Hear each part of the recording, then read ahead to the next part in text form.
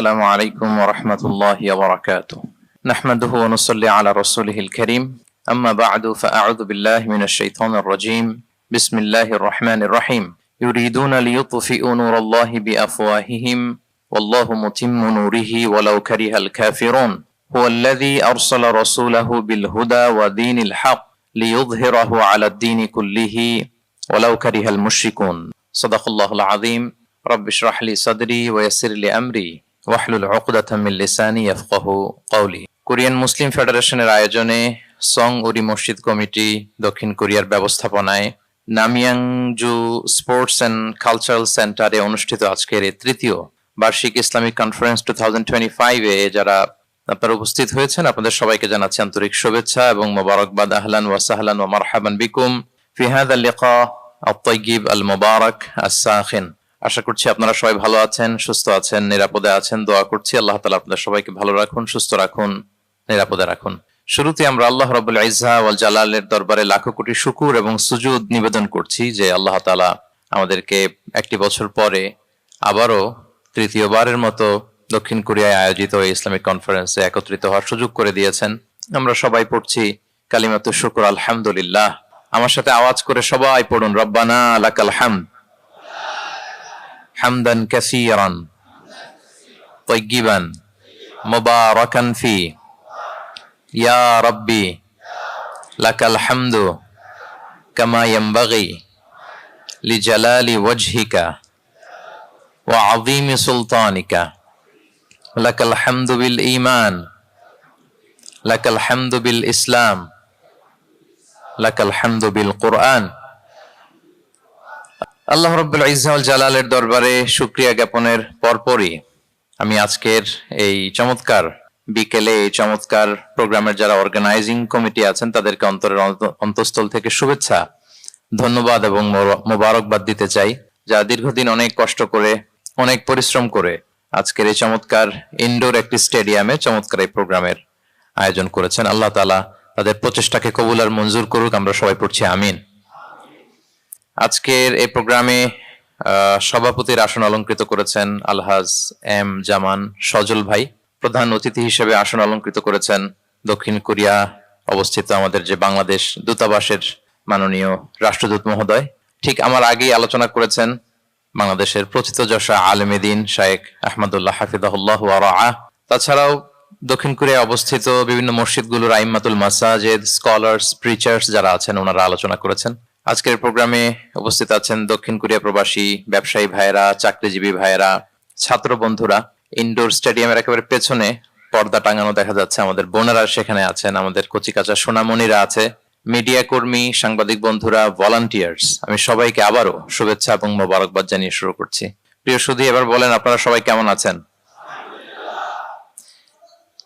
আমি ভালো আছি আলহামদুলিল্লাহ।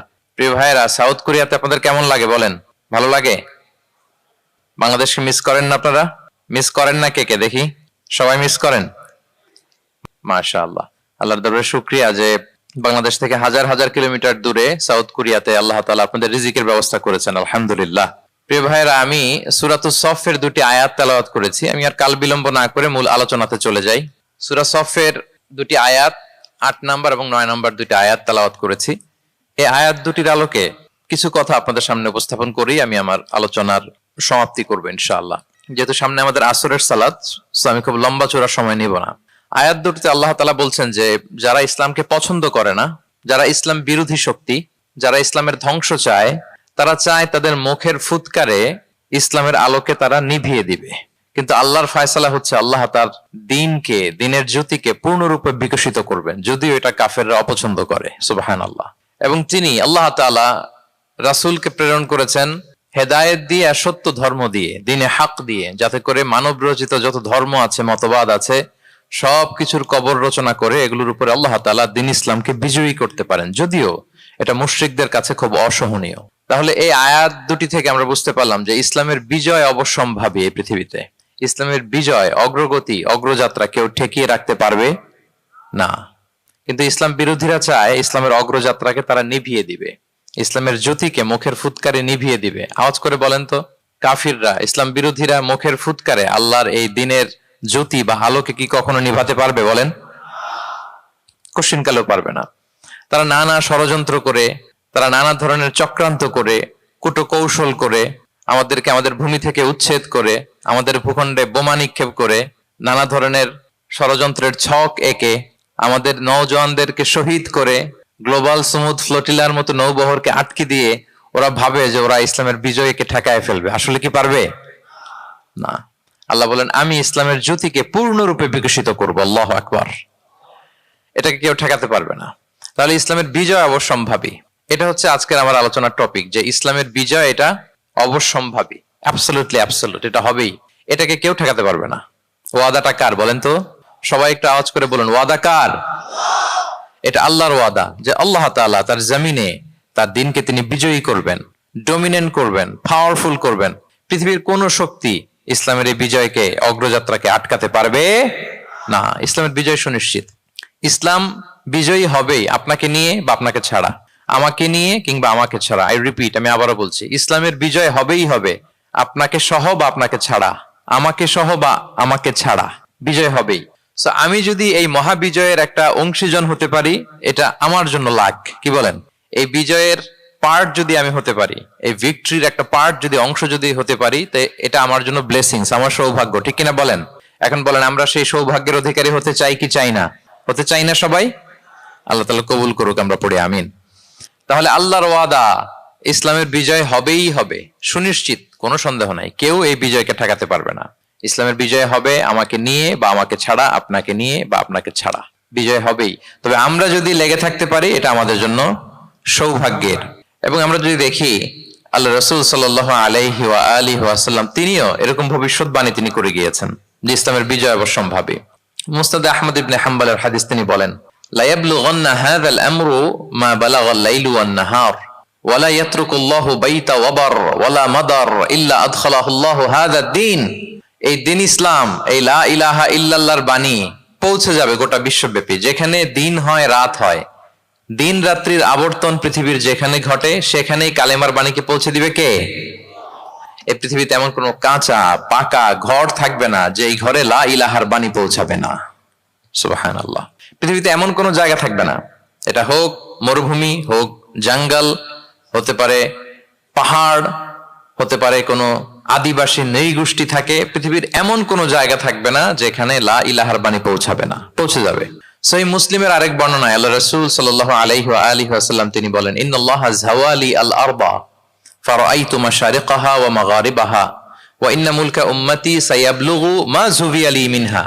তিনি বলেন, আল্লাহ তাআলা গোটা বিশ্বটাকে ছোট করে একটা রেপ্লিকা বানিয়ে আমার চোখের সামনে তুলে ধরেছেন। আমি পৃথিবীর প্রাচ্য পাশ্চাত্য সবটুকুন দেখেছি, আর আমি যদ্দূর দেখেছি ঠিক তদ্দূর কালেমার বাণী পৌঁছে যাবে। সুবহানাল্লাহ পড়বেন না? তার মানে গোটা বিশ্বব্যাপী ইসলামের সুমহান বাণীকে পৌঁছে দিবে কে? আল্লাহ পৌঁছে দিবেন। আল্লাহর ওয়াদা আর নবী আলাইহিস সালামের ভবিষ্যৎবাণী। তো ইসলামের এই বিজয়ের অংশী যেন আমরা হতে পারি, আল্লাহ আমাদেরকে তৌফিক দান করুক। আপনি যদি বর্তমান পৃথিবীর দিকে তাকান, তাহলে দেখবেন যে ইসলামের বিরুদ্ধে এত ষড়যন্ত্র, এত কনস্পাইরেসি, এত অত্যাচার, অপারেশন, এত কিছুর পরেও ইসলাম হচ্ছে world's fastest growing religion right now. পৃথিবীর সবচাইতে গ্রোয়িং রিলিজিয়ন হচ্ছে ইসলাম, সবচাইতে। আপনি দেখেন, জরিপ চালিয়ে একটু খোঁজ খবর নিয়ে দেখেন, সারা ওয়ার্ল্ডে দ্য ফাস্টেস্ট গ্রোয়িং রিলিজিয়ন হচ্ছে ইসলাম। সবচাইতে বাড়ন্ত, যেই ধর্মের ভেতরে মানুষ বানের পানির মতো প্রবেশ করছে, সেই ধর্মটার নাম কি? ইসলাম। মানুষ প্রবেশ করছে বানের পানির মতো। আপনি পশ্চিমা বিশ্বে দেখেন, প্রতি জুমাবারে অনেক অমুসলিম, নন মুসলিম, ইহুদি, খ্রিস্টান, এইথিস্ট, সংশয়বাদী, অ্যান্টাগনিস্ট, তারা এসে শাহাদা বাণী পড়ে মুসলমান হয়ে যাচ্ছে প্রতি জুমাবার। নারী পুরুষ নির্বিশেষে, আস্তিক নাস্তিক নির্বিশেষে প্রতি জুমাবারে তারা এসে শাহাদা পড়ে মুসলমান হয়ে যাচ্ছে। এটা তো মসজিদের খবর।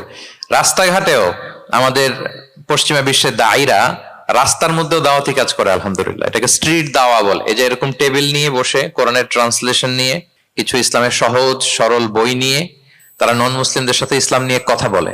আর ওরা খুব ফ্রেন্ডলি মানুষের সাথে মেশে কথা বলে, ফলে ইজিলি তাদেরকে অ্যাপ্রোচ করা যায়। তো তাদেরকে অনেকে জিজ্ঞেস করে যে, তোমার ধর্ম কি, তোমার বাবার ধর্ম কি, what do you think about life after death, মৃত্যুর পরের জীবন নিয়ে তোমার ভাবনা কি, তোমার দাদা কোথায় গেল, তোমার বাবা কোথায়, তো চলে গেছে, তুমিও কোথায় যাবা। এইভাবে যখন জিজ্ঞেস করে নন মুসলিমদেরকে, তাদেরকে যখন ভাবাতে ভাবাতে ভাবাতে ভাবাতে ইসলামের বাণীগুলো যখন তাদের সামনে পেশ করে, তারা যখন কনভিন্সড হয়, অনেক ক্রিশ্চিয়ান, অনেক জুইশ, অনেক নন মুসলিম ওই রাস্তার ওই দাওয়া কাজের মধ্যে, স্ট্রিট দাওয়াতে ওইখানেই ঘোষণা দেয় আশহাদু আল্লা ইলাহা ইল্লাল্লাহ ওয়া আশহাদু আন্না মুহাম্মাদান আবদুহু ওয়া রাসূলুহু। রাস্তায় আধা ঘন্টা দাওয়া কাজের মধ্যেই ওরা কনভিন্সড হয়ে মুসলমান হয়ে যায়। হ্যাঁ, ওয়ার্ল্ডস ফাস্টেস্ট গ্রোয়িং রিলিজিয়ন। গোটা বিশ্বব্যাপী এভাবে ইসলামকে আল্লাহ তাআলা ছড়িয়ে দিচ্ছেন, গোটা বিশ্বব্যাপী ছড়ায় যাচ্ছে। কেউ এর অগ্রগতিকে থামায় রাখতে পারবে না, অসম্ভব। দেন কোশ্চেন হচ্ছে, এত এত ধর্ম থাকতে, এত এত ডক্ট্রিন থাকতে, মতভেদ থাকতে ইসলামের গ্রোথ এত বেশি কেন? গোটা বিশ্বতে দেখি মুসলমানরা মার খায়, ফিলিস্তিনে মার খাচ্ছে, আরাকানে মার খাচ্ছে, কাশ্মীরে মার খাচ্ছে, সব জায়গায় আমরা অপ্রেসড। তারপরেও মানুষের এত অ্যাট্রাকশন কেন ইসলামের প্রতি? ইসলাম থেকে তো মানুষ ভয়ে ভাগার কথা ছিল। ইসলামোফোব যেভাবে তারা ডিজাইন করেছে ওয়ার্ল্ড ওয়াইড, ইসলামের ব্যাপারে একটা ভীতি যেভাবে আন্তর্জাতিকভাবে ছড়িয়ে দেওয়া হয়েছে, এখন তো ইসলাম থেকে দূরে যাওয়ার কথা ছিল, কি বলেন? কিন্তু তার বিপরীতে বানের পানির মতো মানুষ ইসলাম ধর্মে ঢুকছে, লা ইলাহা পড়ে তারা সৌভাগ্যবান হচ্ছে। এর কারণটা কি? আজকে আমরা এই কারণটা উদ্ধার করবার চেষ্টা করবো, যে কেন হওয়ার কথা ছিল ইসলামের কথা শুনলে মানুষ ভয় পাবে না, সে নন মুসলিমরাই ইসলামের সুশীতল সুমহান বাণীর নিচে আশ্রয় নিচ্ছে। এর কারণটা কি? এই কারণগুলো আজকে আমরা বলবো। যে সমস্ত কারণে ইসলামের এই জয় জয়কার, যে সমস্ত কারণে অমুসলিমরা ইসলামের প্রতি অ্যাট্রাক্টেড হচ্ছে, যে সমস্ত কারণে মানুষ অন্য ধর্ম ছেড়ে মুসলিম হওয়ার জন্য পাগল পাড়া, এই কারণগুলো আজকে আমরা একটু অ্যানালাইসিস করব। এর মধ্যে এক নাম্বার কারণ হচ্ছে, আমার সুপ্রিয় দক্ষিণ কোরিয়া প্রবাসী ভাইয়েরা, এক নাম্বার কারণ হচ্ছে ইসলাম বা ইসলামী যে মতবাদ, এটা হচ্ছে ভেরি ন্যাচারাল। আমাদের ধর্মটা হচ্ছে ভেরি ন্যাচারাল রিলিজিয়ন। এটা খুবই স্বভাবজাত, খুবই স্বভাবজাত, রুচিসম্মত আর কি, পরিবেশ সম্মত, স্বাস্থ্যসম্মত, রুচিসম্মত, স্বভাবজাত। এটা মানতে, শুনতে, বুঝতে খুব সহজ, এটা আমাদের জীবনের সাথে খুব যায়। আরবিতে এটাকে বলে দীনুল ফিতরা। কি বলে? দীনুল ফিতরা, মানে এটা ফিতরাতের ধর্ম। এই ধর্মের উপরই মানুষকে আল্লাহ তাআলা তৈরি করেছেন। এটা যখন সুন্দরভাবে কারোর সামনে প্রেজেন্ট করা হয়, এটা তার কাছে এলিয়েন মনে হয় না, বরং বেশ আপন মনে হয়। এর কারণ হচ্ছে রুহের জগতে আমরা এরকম একটা কনফারেন্সে জয়েন করেছিলাম। সাইয়েদনা আদম আলাইহিস সালামের পৃষ্ঠদেশ থেকে যারা আমরা বনি আদম হয়ে পৃথিবীতে আসবো, তাদের রুহগুলোকে একত্রিত করে আল্লাহ এরকম একটা কনফারেন্সে কভেনেন্ট করেছিলেন, চুক্তি। তিনি আমাদের জিজ্ঞেস করেছিলেন যে আলাস্তু বিরাব্বিকুম, আমি কি তোমাদের রব নই? আমরা তখন স্বীকারোক্তি দিয়ে এসেছিলাম, আমরা বলেছিলাম ক্বালু বালা শাহিদিনা, হ্যাঁ আপনি আমাদের রব। তার মানে রুহের জগতেই আমরা আমাদের রবকে চিনে এসেছি, ইসলামকে চিনে এসেছি রুহের জগতেই। ফলে দুনিয়াতে যখন কেউ সুন্দর করে কোনো অমুসলিমের সামনে ইসলামকে পেশ করে, প্রেজেন্ট করে, তার কাছে ইসলামকে বড্ড চেনা চেনা লাগে, ইসলামকে বড্ড আপন আপন লাগে। কারণ ইসলাম তার কাছে নতুন না, সে তো অনেক আগে ইসলামের সাথে পরিচিত হয়ে এসেছে। সুবহানাল্লাহ, রুহের জগতেই সে ইসলামকে চিনে এসেছে, ইসলামের সাথে একটা ইন্টারাকশন তার রুহের জগতেই ছিল। ফলে দুনিয়াতে যখন চমৎকার ভাবে কারোর সামনে ইসলামকে প্রেজেন্ট করা হয়, ইসলামকে তার কাছে অপরিচিত লাগে না, এলিয়েন মনে হয় না, বরং বড্ড আপন আপন লাগে তার কাছে ইসলামকে। ফলে সহজে সে ইসলামকে গ্রহণ করতে পারে। তাহলে এটাকে বলা হয় ফিতরাত। ফিতরাতাল্লাহিল্লাতী ফাতারান নাসা আলাইহা লা তাবদীলা লিখালকিল্লাহ। আল্লাহর প্রকৃতির অনুসরণ করো। আল্লাহ বলেন যে প্রকৃতির উপর আল্লাহ তাআলা মানুষকে বানিয়েছেন, আল্লাহর সৃষ্টি কাঠামোতে কোনো পরিবর্তন নেই। তাহলে সবাই এই ফিতরাত ইসলামের উপরই জন্মায়। অন্য হাদিসে আল্লাহ রাসূল সাল্লাল্লাহু আলাইহি ওয়াসাল্লাম বলেন যে মা মিন মাউলুদিন ইল্লা ইউলাদু আলাল ফিতরাহ ফাআবাওয়াহু ইউহাউবিদানিহি আও ইউনাসসিরানিহি আও ইউমাজ্জিসানিহি। মানে সব মানুষ ইসলামের উপর জন্মায়, পরে তার মা বাবারা হয়তো তাকে ইহুদি বানায় বা হিন্দু বানায় বা অগ্নি উপাসক বানায়, কিন্তু তার আসল ধর্ম হচ্ছে ইসলাম। আওয়াজ করে বলেন তো, আসল ধর্ম কি? আসল ধর্ম ইসলাম। সে ফিতরাতের উপর জন্মগ্রহণ করেছে, এমনিতেই বাই ডিফল্ট তার মনটা ইসলামের দিকে টানে। এই পৃথিবীতে যা কিছু ভালো, যা কিছু কল্যাণকর, যা কিছু আমাদের সাথে খাপ খায়, সুইট করে, সহজে সুইটেবল হয়, এটাই ফিতরাত। এটাই কি? ফিতরাত। তো সব মানুষ ফিতরাতের উপর জন্মেছে, ইসলামের উপর জন্মেছে। মেরাজের রাতে রাসূল সাল্লাল্লাহু আলাইহি ওয়াসাল্লামকে দুইটা পেয়ালা দেয়া হয়েছে। তিনি বললেন উতি চুবি ইনা আইন, আমাকে জিব্রাইল আলাইহিস সালাম দুইটা বাটি দিল বা পেয়ালা দিল। ফি আহাদিহিমা লাবান ওয়া ফিল আখারি খামর। এর একটার মধ্যে ছিল দুধ আর একটা মদ। আমি দেখতে পাচ্ছিলাম না কোনটাই কি। আমাকে যখন দেয়া হলো ফা আখাযতুল লাবান, আমি দুধের বাটি নিলাম। তখন জিবরিল আলাইহিস সালাম বললেন আসবতাল ফিতরাহ, আপনি ফিতরাতটাই নিয়েছেন, মানে যেটা ভালো ওইটাই নিয়েছেন, যেটা আপনার সাথে সুইট করে ওইটাই নিয়েছেন। সুবহানাল্লাহ পড়েন।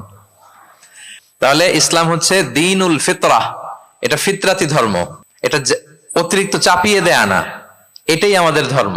এজন্য ইসলামকে প্রেজেন্ট করলে আমাদের সামনে সুন্দরভাবে, এটা আমাদের কাছে অস্বাভাবিক মনে হয় না, খুবই স্বাভাবিক মনে হয়, ভেরি ন্যাচারাল মনে হয় ইসলামকে আমাদের কাছে। এটা হচ্ছে ফিতরাতের ধর্ম। এই কারণে অমুসলিমরা ইসলামের প্রতি আকৃষ্ট হচ্ছে, কারণ ইসলাম মানা, ইসলাম বোঝা, ইসলামকে প্র্যাকটিস করা মানুষের জন্য সহজ। এটা স্বভাবজাত ধর্ম, তার এটা ভেরি ন্যাচারাল, প্রাকৃতিক, রুচিসম্মত, স্বভাবসম্মত। এজন্য ইসলামের প্রতি মানুষ আকৃষ্ট হয়। এই পয়েন্টটাকে সবাই বুঝতে পেরেছেন? দ্বীনুল ফিতরা বুঝতে পেরেছেন সবাই? আচ্ছা, এটা হচ্ছে ন্যাচারাল রিলিজিয়ন, এই কারণে মানুষ আকৃষ্ট হয়। 2 নাম্বার, ইসলামের প্রতি এত আকৃষ্ট হওয়ার কারণ হচ্ছে দ্য ইউনিভার্সালিটি অফ ইসলাম। আরবিতে এটাকে বলে আল উমুম, মানে ইসলামের সার্বজনীনতা। ইসলাম হচ্ছে ভেরি ওপেন মাইন্ডেড রিলিজন, সবাইকে অ্যাকোমোডেট করতে পারে। পৃথিবীতে যত ফেইথ আছে, Islam is more accommodative than any other faith. যে কোনো ফেইথ বা বিশ্বাসের চেয়ে ইসলাম ভেরি অ্যাকোমোডেটিভ, সবার জন্য খোলা। The door of Islam is open for everybody 24/7। যখনই কেউ আসতে চায় ইসলামে, ওয়েলকাম। একজন খ্রিস্টান ভাই যদি বলে যে আমি মুসলিম হতে চাই, তার জন্য কোনো বাধা আছে বলেন? আমাদের পক্ষ থেকে কোনো না আছে নাকি? আচ্ছা, কোন ইহুদি যদি বলে মুসলিম হব, কোনো সমস্যা? কোন নাস্তিক যদি বলে, কোন পাহাড়ি নিগোষ্ঠী চাকমা যদি বলে, কোনো সমস্যা আছে? কিন্তু আপনি যদি বলেন যে আমার ইহুদি হতে বড্ড মন চায়, আমি এখন মুসলিম তো, আমি ইসলাম ছেড়ে দিয়ে ইহুদি হতে চাই, ইহুদি হতে পারবেন? পারবেন না। যদি জেনে না থাকেন জেনে নেন, চাইলেই কেউ ইহুদি হতে পারে না। ইহুদি হতে হয় বাই বর্ন, জন্মসূত্রে। তাও আবার বাবা ইহুদি হইলে হবে না, কি আজীব তামাশা। মা ইহুদি হইতে হবে। ইহুদি মায়ের পেট থেকে যদি কেউ জন্মায় তাইলে সে ইহুদি। কিন্তু আমাদের ধর্মে এরকম নিয়ম আছে বলেন তো? না। তাহলে ইসলামটা হচ্ছে সার্বজনীন, এখানে কোনো সাম্প্রদায়িকতা নেই, কারণ ইসলাম সকল সম্প্রদায়ের জন্য এসেছে। আলহামদুলিল্লাহ পড়েন। ইসলামের সাম্প্রদায়িকতা আছে? না, এটা সকল সম্প্রদায়ের জন্য এসছে। যেমন দেখেন, ইসলামের রব আল্লাহ তাআলাকে আল্লাহ কিভাবে পরিচয় করায় দিচ্ছেন। আল্লাহ বলছেন সূরা ফাতিহার শুরুতে, আমরা প্রতিদিন এটা রিসাইট করি, আমরা পড়ি আলহামদুলিল্লাহি রাব্বিল, সবাই পড়েন আলহামদুলিল্লাহি রাব্বিল আলামিন। প্রশংসা সেই আল্লাহর যিনি হচ্ছেন রব্বুল আলামিন, মানে জগৎ সমূহের রব। তিনি সবার রব। কার রব? সবার রব। তিনি কিন্তু বলেন না আলহামদুলিল্লাহ রব্বিল মুসাল্লিন, তিনি শুধু মুসল্লিদের রব বলছে। রব্বিল মুসলিমিন, শুধু মুসলিমিনদের রব বলছে। হ্যাঁ, রব্বুল হাজিন, শুধু হাজি সাহেবদের রব বলছে না। তিনি কি বলছেন? রব্বিল আলামিন। তাহলে তিনি গোটা জগতের রব, সবার রব তিনি। ইসলামের দরজা যে সবার জন্য খোলা, দ্য ইউনিভার্সালিটি অফ ইসলাম, যে আপনাদেরকে বুঝাচ্ছি আল উমুম, খেয়াল করে দেখেন যে আল্লাহ যখন নিজের পরিচয় দিচ্ছেন তিনি বলছেন আমি সবার রব। তিনি কার রব? তিনি সবার রব। আলহামদুলিল্লাহ রাব্বিল আলামিন। এবং রাসূলুল্লাহ সাল্লাল্লাহু আলাইহি ওয়া আলিহি ওয়াসাল্লামের পরিচয় যখন আল্লাহ তাআলা করায় দিচ্ছেন, তখন আল্লাহ বলছেন ওয়ামা আরসালনাকা ইল্লা রাহমাতাল লিল আলামিন, I have sent you as a mercy for all the worlds. নবী হে, আপনি গোটা বিশ্বের সবার জন্য রহমত। সুবহানাল্লাহ। আল্লাহ বলছে যে শুধু মুসলমানদের জন্য রহমত? কথা বলেন। শুধু আরবদের জন্য রহমত? শুধু সাদা চামড়ার মানুষদের জন্য রহমত? শুধু পুরুষদের জন্য রহমত? রহমত কাদের জন্য বলেন তো দেখি, বুঝে থাকলে। আল্লাহর হাবিব সাল্লাল্লাহু আলাইহি ওয়াসাল্লাম কাদের জন্য রহমত বলেন তো সবাই? সবার জন্য রহমত। দেখেন ইউনিভার্সালিটি অফ ইসলাম, ইসলাম যে সবার জন্য। আচ্ছা, আল্লাহও সবার, রাসূলও সবার। এবার ইসলামের কিতাব কোরআনের দিকে যদি খেয়াল করি, কোরআনের পরিচয় দিতে যে আল্লাহ তাআলা বলেছেন ইন হুয়া ইল্লা যিকরা লিল আলামিন, নিশ্চয়ই কোরআনটা হচ্ছে জগৎবাসীর জন্য যিকরা, উপদেশ, রিমাইন্ডার। তাহলে কোরআনও সবার জন্য নাকি শুধু আমাদের? প্রিয় ভাইরা, কোরআন কি শুধু আমাদের বই? না, এটা হিন্দু ভাইদেরও বই, এটা নাস্তিকদেরও বই, এটা বুদ্ধিস্টদেরও বই, তাদের হেদায়েতের কথাও এখানে আছে। এটা সবার বই, এটার ওনারশিপ সবার, এটা আমাদের সবার। তাহলে দেখেন, আমাদের রব সবার, আমাদের রাসূল সবার, আমাদের কিতাব সবার। তাহলে ইসলামে কোনো সংকীর্ণতা নেই, ইসলামে কোনো সাম্প্রদায়িকতা নেই, কোনো সম্প্রদায়ের জন্য ইসলাম আসেনি, ইসলাম এসেছে সবার জন্য। আলহামদুলিল্লাহ পড়েন।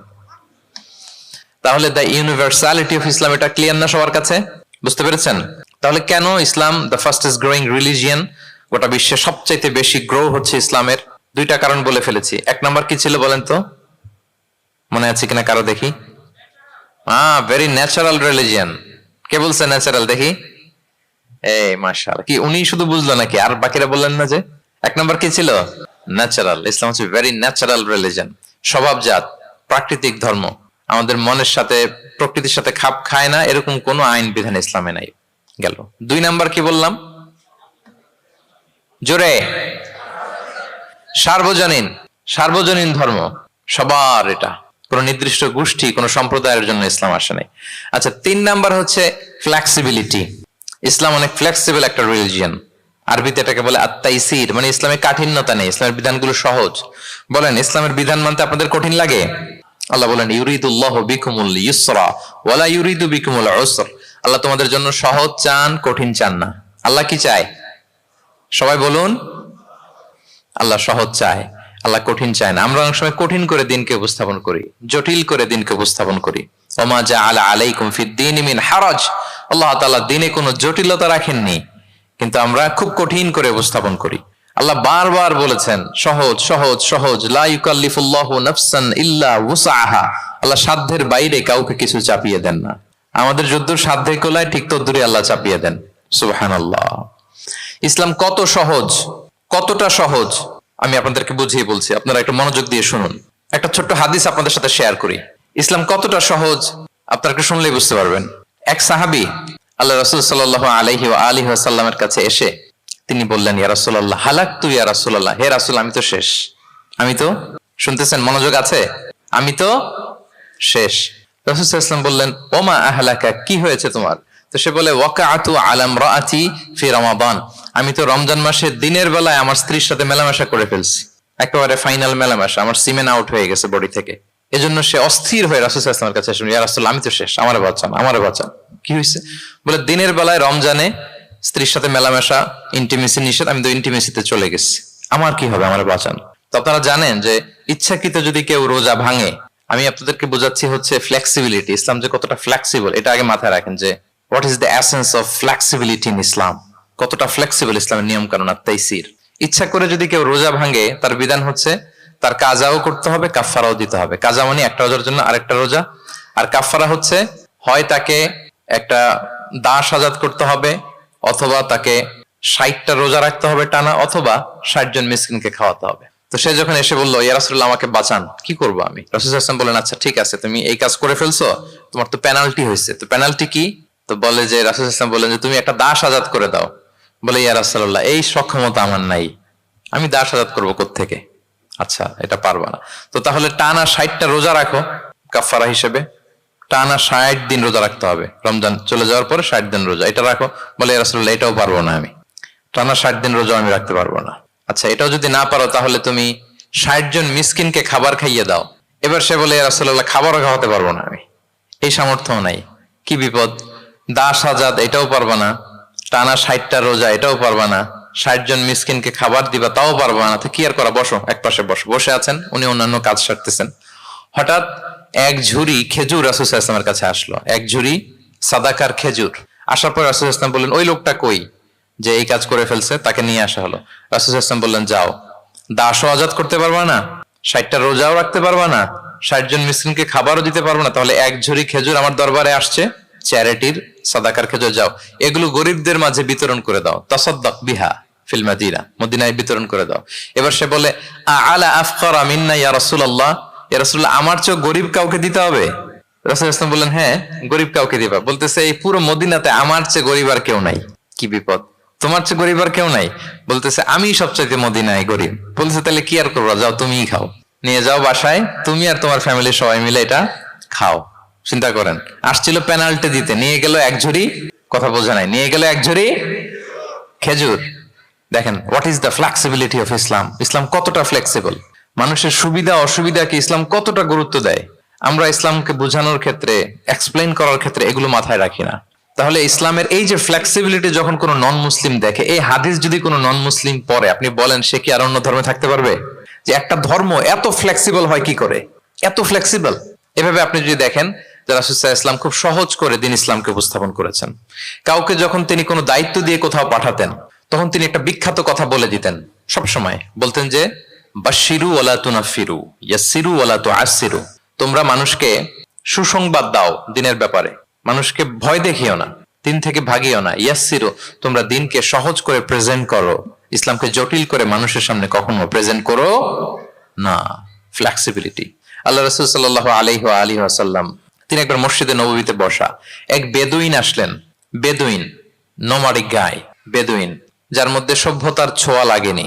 তো সে মসজিদে ঢুকেই উঠে চড়ে আসলেন, উটটাকে মসজিদের পিলারের মধ্যে বেঁধে রাসূল সাল্লাল্লাহু আলাইহি ওয়াসাল্লামকে সালামও দিচ্ছে না। কি দিচ্ছে না? সালামও দিচ্ছে না, কথাও বলতেছে না। মসজিদে ঢুকে পিলারের মধ্যে উটটাকে বেঁধে 2 রাকাত নামাজ পড়া শুরু করছে। 2 রাকাত নামাজের পরে দোয়া করতেছে। কি দোয়া জানেন? দোয়ায় বলতেছে আল্লাহুম্মা আরহামনি ওয়া মুহাম্মাদা ওয়া লা তারহাম মা'ানা আহাদা। মানে আল্লাহ তুমি শুধু আমাকে রহম করো আর মুহাম্মদ সাল্লাল্লাহু আলাইহি ওয়াসাল্লামকে রহম করো, আমাদের দুইজনের সাথে আর কাউরে তুমি রহম করো না। বেদুইন হলে যা হয়, তার যে এটিকেটস অফ দোয়া, দোয়ার যে আদব, অন্যের জন্য দোয়া করলে যে নিজের লাভ, এটা ভুলে গেছে। আপনারা এটা জানেন তো যে অন্যের জন্য দোয়া করলে লাভ? জানেন? আপনি যদি এক ভাইয়ের জন্য দোয়া করেন যে আল্লাহ সে অসুস্থ, তুমি তাকে সুস্থ করে দাও, ফেরেশতারা বলতে থাকে আল্লাহ যিনি এই দোয়াটা করলেন তার কোনো অসুস্থতা থাকলে আগে তুমি তাকে সুস্থ করে দাও। ধরেন যে আপনার এক ভাই দারিদ্রের কষাঘাতে জর্জরিত, টাকা পয়সা না, আপনি দোয়া করলেন যে আল্লাহ আমার ভাইটা আর্থিক সমস্যায় আছে, তার আর্থিক সমস্যা দূর করে দাও। ফেরেশতারা দোয়া করে আল্লাহ যিনি দোয়া করলো তার যদি আর্থিক সমস্যা থাকে তুমি আগে তার আর্থিক সমস্যা দূর করে দাও। সুবহানাল্লাহ, সুবহানাল্লাহ বিহামদি। তো এক লোক এই হাদিসের ফজিলত শুনে ইফতারির পূর্ব মুহূর্তে, যেহেতু দোয়া কবুল হয়, তার ওয়াইফ ইফতারি তৈরি করতেছে, এই হাদিসের ফজিলত শুনে এক লোক তার বন্ধুর জন্য দোয়া করতেছে যে আল্লাহ আমার বন্ধুটার তো এখনো বিয়ে হয় নাই, তুমি সুন্দরী রূপবতী একটা স্ত্রীর ব্যবস্থা করে দাও আল্লাহ আমার বন্ধুর। এই দোয়া শুনে তার স্ত্রী তো রেগে মেগে আগুন, সেই ইফতারি রেখে দিয়ে এসে বলে এই এত বড় সাহস, কি দোয়া করো এসব উল্টাপাল্টা। স্বামী বলে কি দোয়া উল্টাপাল্টা, কি দোয়া করলাম? আমি তোমার বন্ধুর জন্য দোয়া করছি যে আল্লাহ তারে তুমি রূপবতী সুন্দরী স্ত্রীর ব্যবস্থা করে দাও। তো ওয়াইফ বলে এই তুমি কি মনে করছো আমি হাদিসটা জানি না যে অন্যের জন্য ভালো কোনো দোয়া করলে আগে এটা নিজের জন্য কবুল হয়? সুবহানাল্লাহ। দেখেন ইসলামের বিধান কত সুন্দর। আপনি অন্যের কল্যাণ কামনা করলে এটা এই কল্যাণ ফিরে আপনার দিকে আসে আগে। সুবহানাল্লাহ। তো ওই বেদুইনের এটা জানা ছিল না, সে এসে দোয়া করতেছে আল্লাহুম্মা আরহামনি ওয়া মুহাম্মাদা ওয়া লা তারহাম মা'ানা আহাদা। আল্লাহ তুমি শুধু আমারে রহম করো আর মুহাম্মদ সাল্লাল্লাহু আলাইহি ওয়াসাল্লামকে রহম করো, আমাদের দুজনের সাথে আর কাউরে রহম করো না। রাসূল ইসলাম তাকিয়ে বলেন হায় রে, একটা প্রশস্ত বিষয়কে সে সংকীর্ণ করে ফেললো। আফসোস করে বলতেছে, কারণ আল্লাহর দরবারে রহমের কি কোনো ঘাটতি আছে বলেন তো? আল্লাহর দরবারে রহমতের কোনো কমতি আছে? নাই। রাসূল ইসলাম বলে সে তো সবাইকে ইনক্লুড করতে পারতো। আচ্ছা গেল, দোয়া শেষে এবার সে মসজিদে নববীর মাঝখানে বসে পেশাব করা আরম্ভ করছে। এবার তো সাহাবারা রেগে মেগে আগুন, কি এত বড় সাহস, মসজিদে নববীর মাঝখানে পেশাব, সবাই উদ্ধত হচ্ছে, তাকে মারতে যাবে। রাসূল ইসলাম সবাইকে সামলালেন, থামালেন, বললেন দাও, রাখো, ছাড়ো, আগে সারতে দাও। কারণ কেউ যখন ওয়াশরুম সারে মাঝখানে তাকে ডিস্টার্ব করা যায় না, এটা তার ক্ষতি হবে। রাসূল ইসলাম বললেন রাখো, লেট হিম পাস ইউরিন, তাকে কাজ সারতে দাও। সে কাজ সারলো। এবার রাসূল ইসলাম বললেন ও হারিকু আলা বাউলিহি সাজলান মিন মা, তার পেশাবের উপর এক বালতি পানি ঢেলে দাও, দিয়ে ফেললো। এবার রাসূল সাল্লাল্লাহু আলাইহি ওয়াসাল্লাম বললেন ইন্নামা বুইসতুম মুয়াসসিরিন ওয়া লাম তুবআসু মুআসসিরিন। হে সাহাবারা মনে রাখো তোমরা সহজপন্থী হিসেবে প্রেরিত হয়েছে, তোমরা কট্টরপন্থী হয়ে পৃথিবীতে প্রেরিত হও নাই। সুবহানাল্লাহ। তাহলে যে কোনো জিনিসের সলিউশন আপনার সহজভাবে করতে হবে, এটাকে জটিল বানানো যাবে না। আমরা অনেক সময় জটিল থেকে জটিল করি।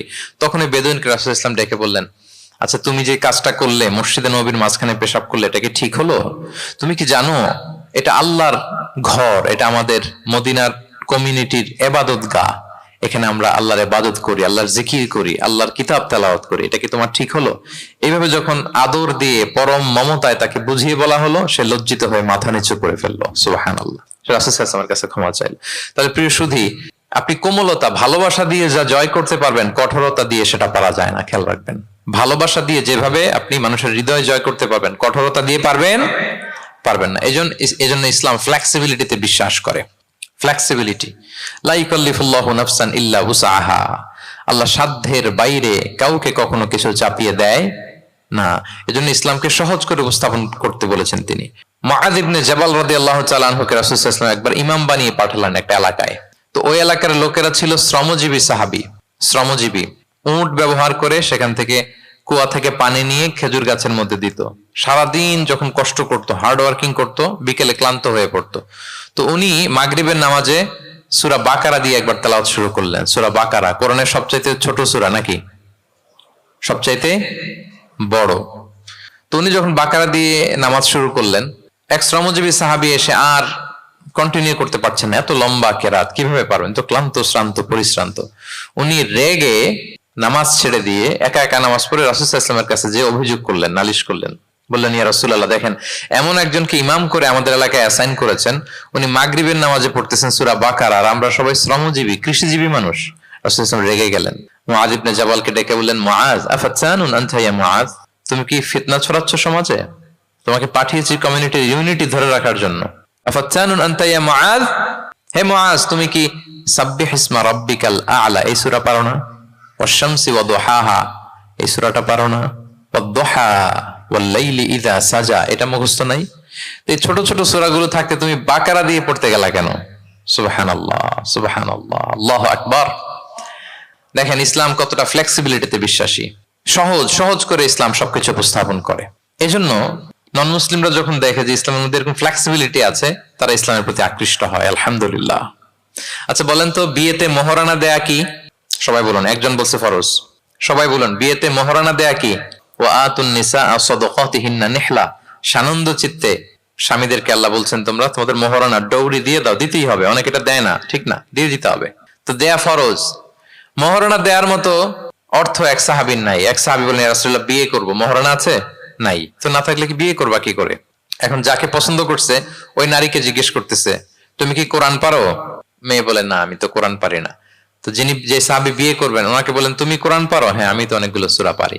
তখন রাসূল সাল্লাল্লাহু আলাইহি ওয়াসাল্লাম ওই কন্যাকে মেয়েকে ডেকে বলল যে তুমি তো সূরা পারো না, তোমার হবু হাজবেন্ড অনেকগুলো কোরআনের সূরা পারে, তো তোমাকে তোমার স্বামী প্রতিদিন কিছু না কিছু সূরা মুখস্থ করাই দিবে, এটাই হয়ে যাবে তোমার বিয়ের মোহর। তাহলে বলেন তো সহজ না কঠিন? অজু করে নামাজ পড়া কি? সবাই বলুন ফরজ। কিন্তু ধরেন অজুর পানি নাই, তখন তায়াম্মুম করে পড়লেও কবুল করবে কে? আল কিয়াম ফিস সালাত, দাঁড়িয়ে নামাজ পড়া কি? ফরজ। দাঁড়াতে পারছেন না, বসে বসে পড়লে কবুল করবে কে? বসতেও পারেন না, শুয়ে পড়লেও কবুল করবে কে? তাহলে বলেন তো ইসলামের বিধান কি কঠিন না সহজ? ফ্লেক্সিবিলিটি আর তাইসির। ইসলামের এই ফিচারটার কারণে, এই বৈশিষ্ট্যের কারণে অমুসলিমরা ইসলামের প্রতি আকৃষ্ট হয়, যে ইসলামের বিধানগুলো এত ফ্লেক্সিবল। এটা হচ্ছে মূল বিধান, না হইলে এটা, না হলে অপশন, না হলে এই অপশন। মানে সমাজের সাথে খাপ খাইয়ে নেয়ার মতো, সহজে মানুষ এটাকে এক্সিকিউট করার মতো সব বিধান আল্লাহ তাআলা রেখে দিয়েছেন। সুবহানাল্লাহ।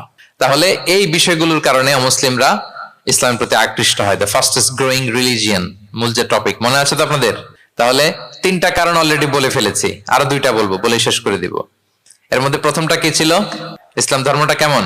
ন্যাচারাল, ভেরি ন্যাচারাল রিলিজিয়ন, দীনুল ফিতরা। 2 নম্বরে সার্বজনীন, দ্য ইউনিভার্সালিটি অফ ইসলাম, আল উমুম, এটা সবার জন্য এই ধর্মটা। 3 নম্বরে কি বললাম? ফ্লেক্সিবিলিটি। ইসলাম খুব ফ্লেক্সিবল, এটা সহজে মানা যায়, সহজে এটাকে পালন করা যায়, এজন্য অমুসলিমরা আকৃষ্ট হয়। 4 নম্বর হচ্ছে ব্যালেন্সড অ্যাপ্রোচ অফ ইসলাম। ইসলামের বিধানগুলো খুবই ব্যালেন্সড, ভারসাম্যপূর্ণ আর কি। এর মধ্যে পরিমিতি বোধ আছে, ভারসাম্য বোধ আছে, এটা ব্যালেন্সড।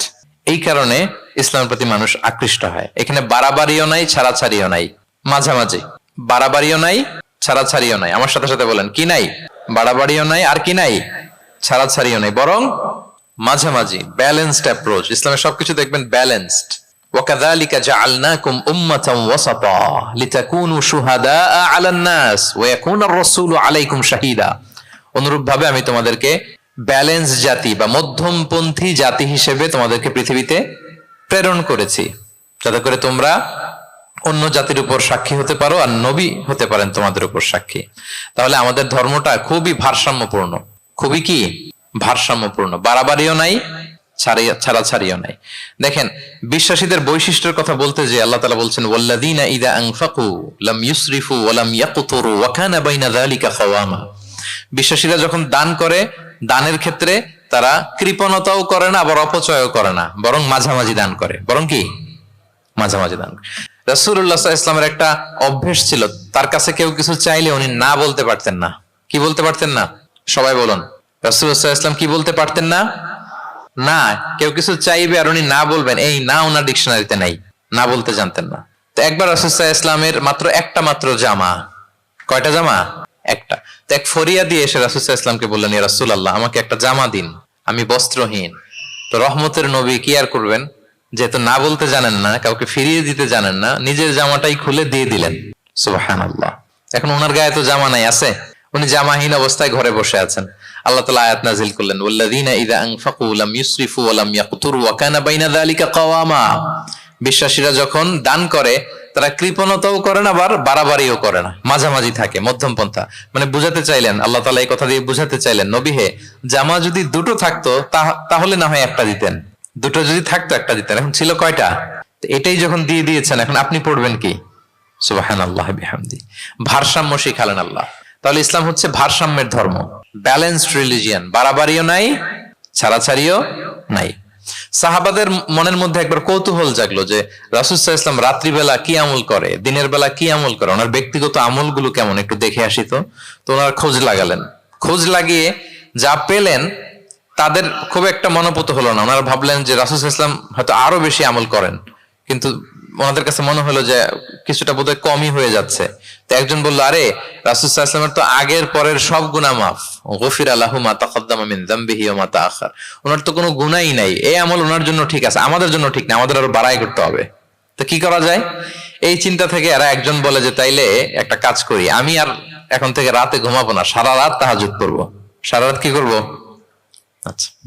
আরেকজন বলে তাহলে আমি কালকে থেকে যে নফল রোজা রাখা শুরু করব, জীবনেও মরার আগের দিন পর্যন্ত আর রোজা ভাঙবো না, খালি রোজা চলতেই থাকবে। দুইজন তো দুইটা নিয়ে নিছে। আরেকজন কি করবে? আরেকজন বলে তোরা যা করছস, আমি এক কাজ করি, আমি আর আমার স্ত্রীর কাছেই যাব না, সন্ন্যাসী হয়ে গেলাম, আর বউদের কাছে যাব না, সন্ন্যাসী জীবন, খালি আল্লাহ বিল্লাহ, ইবাদত, জিকির, আজকার, দোয়া দরুদ পড়তে পড়তে জীবন শেষ করে দেব। তিনজন তিনটা নিয়ে নিল।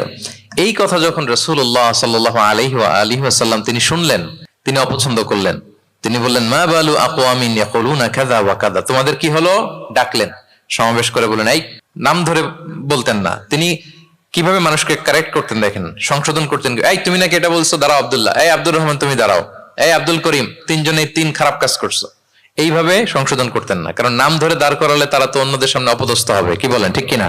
নাম না ধরে তাদের কাজ নিয়ে বললেন যে মা বালু আকওয়ামিন ইয়াফআলুনা কাযা ওয়া কাযা, মা বালু আকওয়ামিন ইয়াকুলুনা কাযা ওয়া কাযা। আচ্ছা, তোমাদের মধ্যে কয়েকজন নাকি এই কাজের ঘোষণা দিছো, তোমাদের মধ্যে কয়েকজন, তাহলে যেই তিনজন দিছে এরা তো বুঝে ফেলছে যেগুলো আমাদের কি বলতেছে, ঠিক কিনা বলেন? আর বাকিরাও সতর্ক হয়ে গেল। এবার রাসূল সাল্লাল্লাহু আলাইহি ওয়াসাল্লাম বললেন, না, তোমাদের এই কাজটা ঠিক হয়নি। ইন্নী লা আখশাকুম লিল্লাহি ওয়া আতকাকুম লাহু, তোমাদের মধ্যে আমি নবী সবচাইতে বেশি আল্লাহকে ভয় করি, আমি সবচেয়ে বড় মুত্তাকি। কই, আমি তো রাতে ঘুমাই আবার তাহাজ্জুদ পড়ি, কিছু সময় ঘুমাই কিছু সময় তাহাজ্জুদ পড়ি। এই ভারসাম্য রেখে জীবন চালাতে আমার তো তাকওয়ার কোনো ক্ষতি হয় না। আমি তো স্ত্রীদের সাথে মিশি, আমার তো কোনো সমস্যা হয় না। আমি মাঝে মাঝে নফল রোজা রাখি সোম বৃহস্পতি, বাকি দিনগুলোতে দিনের বেলা আমি খাই। কই, এই ভারসাম্যপূর্ণ জীবন আচরণে আমি নবী হয়ে তো আমার কোনো সমস্যা হয় না, তোমাদের তো সমস্যা কোথায়? সুবহানাল্লাহ। তাহলে রাসূল সাল্লাল্লাহু আলাইহি ওয়াসাল্লামের চাইতে যদি কেউ বড় মুত্তাকি হতে চায়, হতে পারবে বলেন তো? না। সেই নবী রাতে কখনো নির্ঘুম থাকতেন না, only except the last 10 days of Ramadan. রমাদানের শেষ 10 রাতে রাসূল সাল্লাল্লাহু আলাইহি ওয়াসাল্লাম ঘুমাতেন না। আর সারা বছরের রুটিন হচ্ছে এশার পরেই ঘুম দিয়ে এরপর রাসূল সাল্লাল্লাহু আলাইহি ওয়াসাল্লাম শেষ রাতে তাহাজ্জুদ পড়তেন। মানে ঘুমোতেন আবার নামাজ পড়তেন, ব্যালেন্সড। ইবাদত করতেন, স্ত্রীদের সাথেও মিশতেন, মাঝে মাঝে রোজা রাখতেন, আবার মাঝে মাঝে না রেখে খাবার খেতেন দিনের বেলা। সুবহানাল্লাহ। তাহলে এটাকে বলে the balanced approach of Islam, আরবিতে বলে আল ওয়াসাতিয়াতু ওয়াল ইতিদাল, মানে মধ্যমপন্থী থাকা, ভারসাম্যপূর্ণ থাকা। ইসলামের অনন্য একটা বৈশিষ্ট্য হচ্ছে এই আল ওয়াসাতিয়া, মানে দ্য ব্যালেন্সড অ্যাপ্রোচ, ভারসাম্যপূর্ণ জীবন বিধান। এগুলো যখন অমুসলিমরা দেখে তারা অবাক হয়ে যায়। সম্মানিত সুধী, আপনারা যদি ঈসা আলাইহিস সালামের ব্যাপারে আমাদের আকীদা দেখেন, বিশ্বাস, তাহলে আরো ক্লিয়ার হবেন যে আমরা অন্য ধর্মের চেয়ে কিভাবে ভারসাম্যপূর্ণ। খেয়াল করে শুনুন, খুব মজার ঘটনা, মজার ব্যাপার। ঈসা আলাইহিস সালামের ব্যাপারে আমাদের যে বিশ্বাস বা আকীদা, এটার দিকে খেয়াল করলেই বুঝবেন যে আমরা কেমন করে ব্যালেন্সড। আচ্ছা, আপনারা কি কেউ জানেন খ্রিস্টানরা ঈসা আলাইহিস সালামের ব্যাপারে কি বলে? কেউ জানেন? জানলে বলুন। আল্লাহর, নাউযু বিল্লাহি মিন যালিক, ওনারা ঈসা আলাইহিস সালামকে বলে আল্লাহর ছেলে, the son of God, Jesus Christ is the son of God, আল্লাহর ছেলে, নাউযু বিল্লাহ। তাহলে দেখেন ওনার সম্মান বাড়াইতে বাড়াইতে কোথায় নিছে? খোদার চেয়ারে নিয়ে বসাইছে, তাই না? ঈসা আলাইহিস সালামকে খ্রিস্টানরা কোথায় বসাইছে? আল্লাহর চেয়ারে, আল্লাহর সন্তান বানাই ফেলছে, নাউযু বিল্লাহ। তাহলে বাড়াবাড়ি করলো, কি করলো? ঈসা আলাইহিস সালামের ব্যাপারে খ্রিস্টানরা কি করলো? বাড়াবাড়ি। আচ্ছা, আপনারা কি জানেন ইহুদিরা ঈসা আলাইহিস সালামের ব্যাপারে কি বলে? কেউ জানেন? তারা ঈসা আলাইহিস সালামকে ওয়ালাদু জিনা বলে, বাস্টার্ড বলে, নাউযু বিল্লাহ। কি বলে? জিনার সন্তান, মানে জারদ সন্তান বলে আল্লাহর এই নবীকে ইহুদিরা। তাহলে ওনাকে অপমান করতে করতে ছাড়াছাড়ি, যেটা নামাতে নামাতে কত নিচে নামাইছে দেখছেন? তাহলে এক ধর্ম ওনারে উঠাতে উঠাতে আল্লাহর চেয়ারে, আর এক ধর্ম ওনারে নামাতে নামাতে জমিনের নিচে। আমরা কি বলি ঈসা আলাইহিস সালামের ব্যাপারে? দেখেন, আমরা বলি ঈসা আলাইহিস সালাম হচ্ছে আব্দুল্লাহি ওয়া রাসূলুহু, তিনি আল্লাহর বান্দা এবং আল্লাহর রাসূল।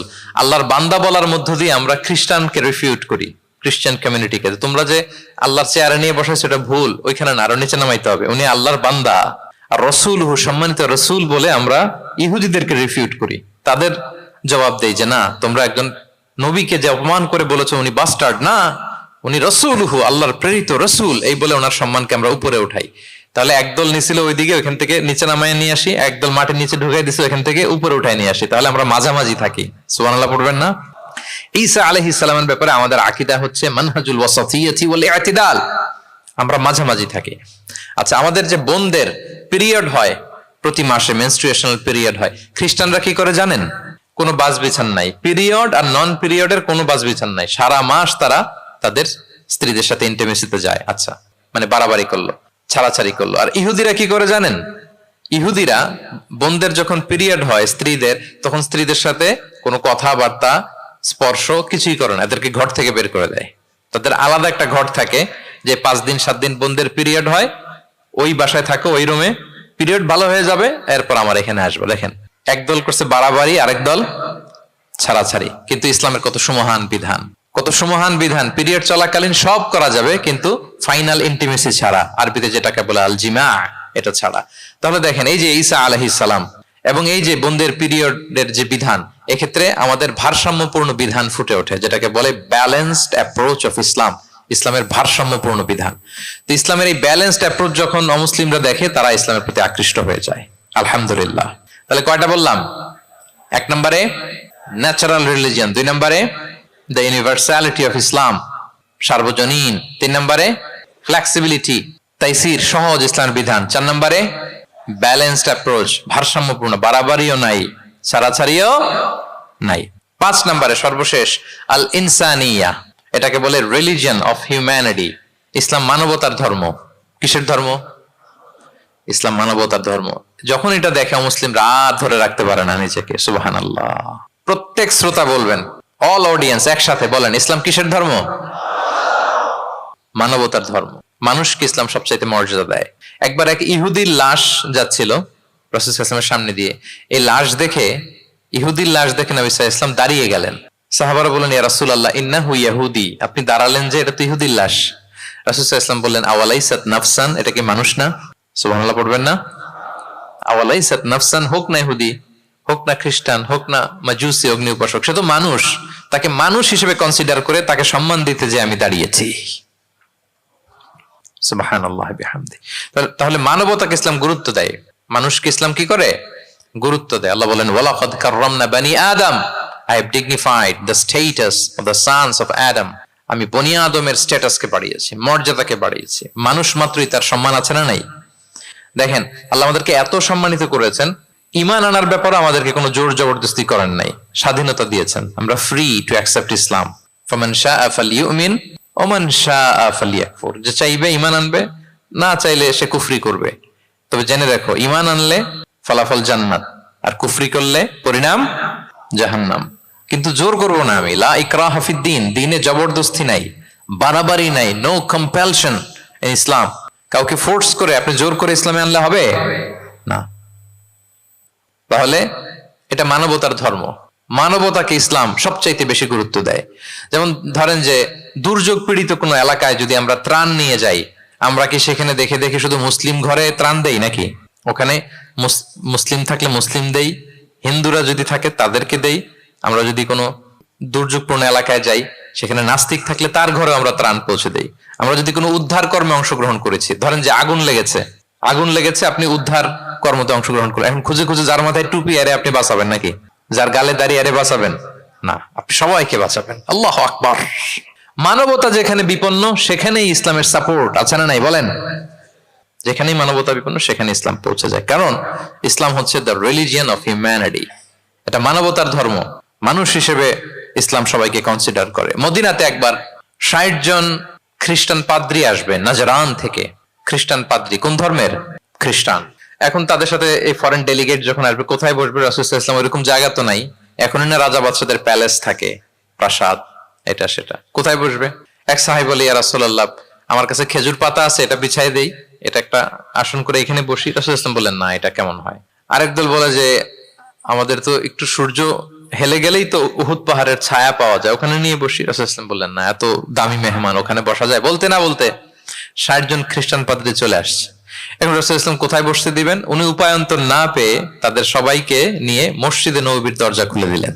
60 জন খ্রিস্টানকে কোথায় ঢুকতে দিলেন? মসজিদে নববী।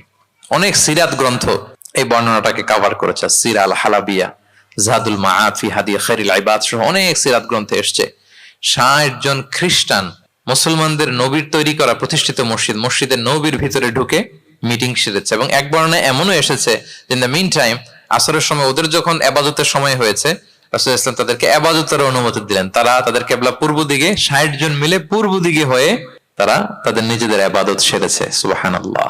রাসূল ইসলাম এটা খ্রিস্টান না ইহুদি এটা কনসিডার করেন। রাসূল ইসলাম দেখেছেন তারা মানুষ। তারা কি মানুষ? যেমনি মানুষ মনে করে এক ইহুদির লাশ দেখে তিনি দাঁড়িয়ে গিয়েছেন আলাইহিস সালাতু ওয়াসসালাম। তাহলে ইসলাম মানবতাকে গুরুত্ব দেয়। এই জন্য ইসলামকে বলা হয় রিলিজিয়ন অফ হিউম্যানিটি, আল ইনসানিয়া। এটা মানবতার ধর্ম। কিসের ধর্ম? এই পাঁচটা ইসলামিক ফিচার, ইসলাম ধর্মের এই 5টা ক্যারেক্টারিস্টিক্স বা ফিচার থাকার কারণে Islam is the fastest growing religion in the world right now. পৃথিবীতে সবচাইতে ইসলামের গ্রোথ বেশি। সবাই কালিমা শাহাদা পড়ে মুসলমান হয়ে যাচ্ছে নন মুসলিম দেশগুলোতে। আপনাদের সাউথ কোরিয়ার কথা আমি জানি না, আমি তো ওয়েস্টের অনেক দেশে গিয়েছি, অনেক জায়গায় আমাদের বন্ধুরা ইমাম খতিব হিসেবে আছে, তাদের কাছ থেকে শুনি রেগুলার নন মুসলিমরা, খ্রিস্টানরা তারা কালিমা পড়ে মুসলমান হয়ে যাচ্ছে। তাদের চার্চ গুলো তারা বিক্রি করে দিচ্ছে, চার্চ সেনাগগ গুলো বিক্রি করে দিচ্ছে। গত সপ্তাহে, তার আগের সপ্তাহে আমার জাপানে প্রোগ্রাম ছিল, এক মসজিদে আলোচনা করলাম, দেখি যে মসজিদটা খুব সুন্দর। আমি বললাম এত সুন্দর মসজিদ? বলে যে শেখ এটা আগে ক্যাসিনো ছিল। ক্যাসিনো কি ছিল? ক্যাসিনো চিনেন তো? জুয়ার আসর বসতো আর কি এখানে। বলে যে আমরা ক্যাসিনো কিনে এটার মসজিদ বানায় ফেলছি। তো এই 5টা বিষয় থাকার কারণে অমুসলিমরা ইসলামের প্রতি আকৃষ্ট হচ্ছে। দেখি আরেকবার শুনি আপনাদের থেকে। 1 নম্বরে কি ছিল? এটা ন্যাচারাল রিলিজিয়ন, এটা প্রকৃতির ধর্ম, প্রাকৃতিক স্বভাবজাত। 2 নম্বরে এটা সার্বজনীন ধর্ম, দ্য ইউনিভার্সালিটি অফ ইসলাম। 3 নম্বরে ফ্লেক্সিবিলিটি আর তাইসির, এই ধর্মের বিধান মানা একেবারে সহজ, ব্যালেন্সড অ্যাপ্রোচ, এটা ভারসাম্যপূর্ণ একটা জীবন বিধান। 4 নম্বরে। 5 নম্বরে রিলিজিয়ন অফ হিউম্যানিটি, এটা মানবতার ধর্ম। কিসের ধর্ম? মানবতার ধর্ম। এই যে দেখেন এত সুন্দর যে ইসলাম, এইভাবে যদি আমরা প্রেজেন্ট করতে পারি নন মুসলিম আমার বন্ধুদের সাথে, কলিগদের সাথে, নেইবরদের সাথে, আমার ফ্রেন্ডসদের সাথে, ওরা ইসলামের ব্যাপারে আকৃষ্ট হবে না? বলেন। ধর্মে যদি নাও আসে, ইসলামের ব্যাপারে একটা পজিটিভ আউটলুক তো তার থাকবে, কি বলেন? তো এইভাবে ইসলামকে প্রেজেন্ট করার দরকার আছে না নাই? অ্যাট্রাকটিভ প্রেজেন্টেশনের অভাবে আমরা ইসলামের কথাকে তুলে ধরতে পারি না। ওরা যে মতবাদ, ওদের যে ডক্ট্রিন, ওদের যে আইডিওলজি, ওদের যে চিন্তা চেতনা, এই বস্তা পচা মতবাদকে ওরা সুন্দরভাবে বিউটিফাই করে, ফান্ডিং করে, এমন প্যাট্রনেজের সাথে গোটা বিশ্বে আনে, চোখ ধাঁধানো মনে হয়। কিন্তু আমাদের প্রপার প্রেজেন্টেশনের কারণে আমরা ইসলামকে নন মুসলিম বন্ধুদের কাছে তুলে ধরতে পারি না। এজন্য আমরা অমুসলিম দেশে যারা থাকি, এটা আমাদের সবার দায়িত্ব। We all are the ambassador of Islam in a non Muslim land. প্রত্যেকে আমরা ইসলামিক অ্যাম্বাসেডর। আপনাকে দেখে ওরা ইসলামকে জাজ করবে। আপনি যদি মিথ্যা বলেন তো আপনার গালে দিবে না, বলবে মুসলমানরাই এরকম, ঠিক কিনা? আপনি লেনদেনে যদি কারচুপি করেন, বলবে মুসলমানরাই এরকম। এজন্য আপনাকে অ্যাম্বাসেডরের ভূমিকা পালন করতে হবে নন মুসলিম দেশে। এবং নন মুসলিম দেশে স্থায়ীভাবে যদি কেউ থাকতে হয়, তার দাওয়াতের নিয়তে থাকতে হবে। It's a must, I repeat. অমুসলিম দেশে ব্যবসা করতে যাবেন অস্থায়ীভাবে, ওকে। চাকরি, ওকে। চিকিৎসা পারপাস, ওকে। পড়াশোনা, ওকে। কিন্তু স্থায়ীভাবে যদি কোনো অমুসলিম দেশের পাসপোর্ট নিয়ে থাকতে হয়, স্থায়ীভাবে, of course it should be with the intention of দাওয়া, দাওয়াতের নিয়তে থাকতে হবে। যেমনটি রাসূল সাল্লাল্লাহু আলাইহি ওয়াসাল্লামের সাহাবারা ইসলামের সুমহান বাণীকে প্রচার করার জন্য অমুসলিম ভূখণ্ডে ছড়িয়ে পড়েছেন। এজন্য যারা পাসপোর্ট পেয়ে গেছেন সাউথ কোরিয়ার, অথবা এদেশে আছে নাকি সিস্টেম পাসপোর্ট পাওয়ার? আছে? আচ্ছা, যারা পেয়েছেন বা প্রসেসিং এ আছেন যে আমি এদেশের পাসপোর্ট নিব, অফকোর্স আপনার দাওয়াতি নিয়তে থাকতে হবে যে আমি ইসলামকে ছড়াই দিব, এই নিয়তে আছি, তাইলে থাকাটা বৈধ। তা না হলে অমুসলিম ভূখণ্ডে কোনো মুসলিম স্থায়ীভাবে বসবাস করতে পারবে? রাসূল সাল্লাল্লাহু আলাইহি ওয়াসাল্লামের ভয়ঙ্কর ধমক আছে একটা, তিনি বলেছেন আনা বারিউন মিন কুল্লি মুসলিম ইয়ুকিমু বাইনা আযহুরিল মুশরিকিন।